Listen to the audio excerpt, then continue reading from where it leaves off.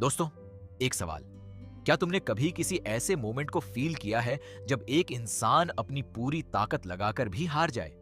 जब वो सब कुछ करे जो वो कर सकता है, लेकिन फेट उसके खिलाफ हो और उस हार में भी एक डिग्निटी हो, एक रिस्पेक्ट हो। यही है attack on Titan season 4 episode 19 की कहानी, जिसका नाम है टू ब्रदर्स।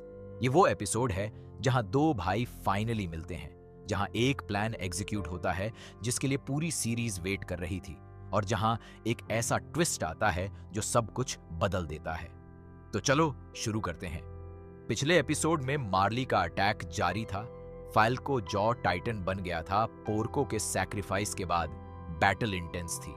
एपिसोड 19 उसी बैटल के बीच में शुरू होता है। पैराडिस आइलैंड पर फाइट अभी भी चल रही है। मार्ली के सोल्जर्स और पैराडिस आइलैंड के डिफेंडर्स दोनों लड़ रहे हैं। लेकिन इस एपिसोड का फोकस एक बहुत स्पेसिफिक और इंपॉर्टेंट इवेंट पर है। जेक जो पाथ्स में था, जो इंजर्ड था, वो फाइनली वापस आता है। जेक बीस्ट टाइटन बनता है और वो पैराडाइज आइलैंड की बैटल में एंटर करता है। ये देखकर सबकी सिचुएशन बदल जाती है, क्योंकि बीस्ट टाइटन बहुत पावरफुल है। उसकी थ्रोइंग एबिलिटी डेवास्टेटिंग है। एक पत्थर की थ्रो से पूरी आर्मी को डैमेज हो सकती है। जेक मार्ली के सोल्जर्स को अटैक करता है।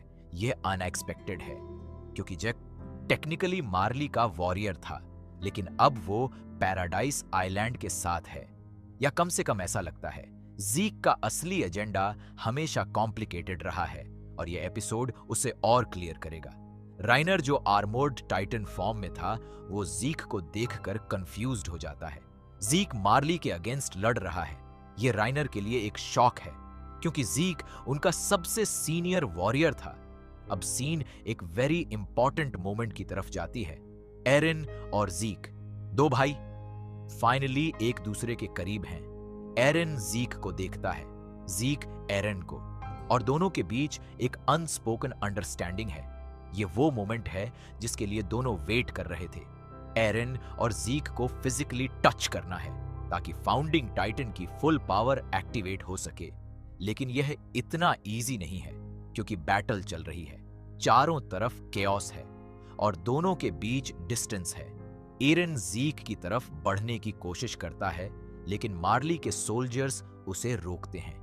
पीक कार्ट टाइटन फॉर्म में है, राइनर आर्मोर्ड टाइटन फॉर्म में है। वो दोनों एरन को जीक तक नहीं पहुंचने देना चाहते, क्योंकि अगर एरन और जीक कनेक्ट हो गए तो फाउंडिंग टाइटन की पावर एक्टिवेट होगी, और उस पावर का स्कोप बहुत बड़ा है। ये फाइट बहुत इंटेंस है। एरन हर ऑब्स्टिकल को हटाने की कोशिश करता है। वो वॉर हैमर टाइटन की हार्डनिंग पावर यूज करता है। वो स्ट्रक्चर्स बनाता है, लेकिन दुश्मन भी स्मार्ट है। अब एक वेरी इंपॉर्टेंट और इमोशनल सीन आता है।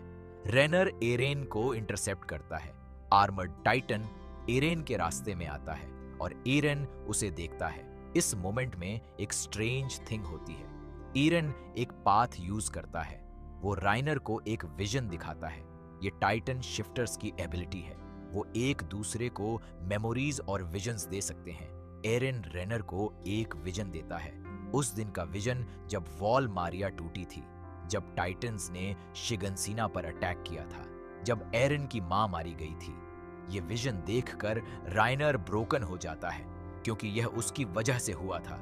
उसने वॉल मारिया तोड़ी थी, उसने यह सब शुरू किया था। राइनर एक मोमेंट के लिए रुक जाता है, और इसी गैप में एरन आगे बढ़ जाता है। ये एरन की स्मार्टनेस है। उसने राइनर की गिल्ट को वेपन की तरह यूज किया। यह क्रूल है, लेकिन इफेक्टिव है। एरन जीक के करीब पहुंच रहा है। बैटल में एक क्रिटिकल मोमेंट आता है। जीक बीस्ट टाइटन फॉर्म में एक बड़ा अटैक करता है।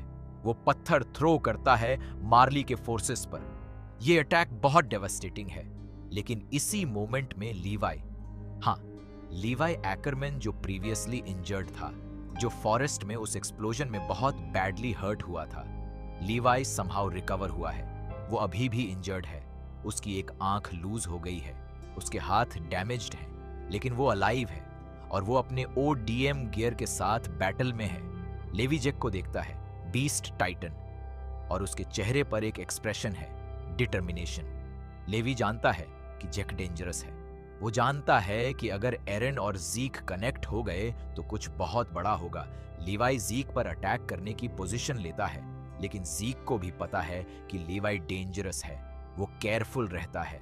इसी बीच एरन फाइनली जीक के पास पहुंचता है। यह मोमेंट, ये फाइनली। एरन और जीक एक दूसरे को देखते हैं और जीक अपना हाथ बढ़ाता है, एरन भी।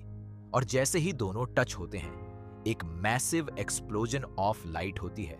फाउंडिंग टाइटन की पावर एक्टिवेट होती है। यह बहुत ओवरवेलमिंग मोमेंट है। दोनों एक साथ पाथ्स में पहुंच जाते हैं, वो मिस्टिकल डिमेंशन जहां ईमिर फ्रिट्ज है, जहां सभी टाइटन्स कनेक्ट होते हैं। ये कांटेक्ट, ये टच, ये वो मोमेंट है जिसके लिए एरेन ने ये सब किया, जिसके लिए उसने मार्ली पर अटैक किया, जिसके लिए उसने अपने दोस्तों को दूर किया। ये था उसका एक्चुअल प्लान, फाउंडिंग टाइटन की पावर हासिल करना। लेकिन अब पाथ्स में दोनों भाई हैं और अब जो होगा वो बहुत बड़ा होगा। बैटल जो पैराडाइज आइलैंड पर हो रही थी, वो एक मोमेंट के लिए जैसे पॉज हो जाती है। सब सेंस करते हैं कि कुछ बड़ा हुआ है। आर्मिन, मिकासा, हैंगे सब फील करते हैं कि कुछ चेंज हो गया है। एपिसोड यहीं एंड होता है, एक मैसिव क्लिफ हैंगर पर। दोनों भाई पाथ्स में हैं और जो उनके बीच होगा वो डिसाइड करेगा पूरी दुनिया का फ्यूचर। दोस्तों, टू ब्रदर्स एक ऐसा एपिसोड है जो पेसिंग के मामले में बहुत टाइटली क्राफ्टेड है। यहां हर सीन एक पर्पस सर्व करता है। बैटल सीन्स एक्साइटिंग हैं, लेकिन वो डिस्ट्रैक्शन नहीं है। वो उस मेन इवेंट की तरफ बिल्डअप हैं जो एरेन और जेक का कांटेक्ट है। रेनर का वो मोमेंट जब एरेन ने उसे वॉल मारिया का विजन दिखाया, ये बहुत पावरफुल था, क्योंकि इसमें राइनर की ह्यूमैनिटी थी, उसका गिल्ट था, और एरेन ने उस गिल्ट को वेपन बनाया। ये कोल्ड था, लेकिन ये एरेन की करंट स्टेट को परफेक्टली रिप्रेजेंट करता है।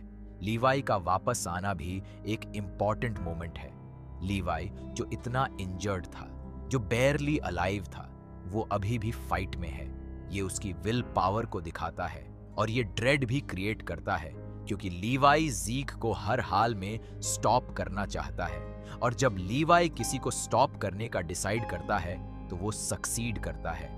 लेकिन अब सिचुएशन बहुत कॉम्प्लिकेटेड हो गई है। एरेन और जीक पाथ्स में हैं, और पाथ्स में जो होगा वो रियल वर्ल्ड में मैसिव कॉन्सिक्वेंसेस लाएगा। यह एपिसोड एक ब्रिज है, एक्शन से मिस्टिसिज्म की तरफ, बैटल से इनर वर्ल्ड की तरफ, और ये ब्रिज बहुत ब्यूटीफुली बना है। Attack on Titan season 4 part 2 अपनी सबसे बिग रेवलेशंस की तरफ बढ़ रहा है, और टू ब्रदर्स वो डोर है जो उन रेवलेशंस की तरफ खुलता है।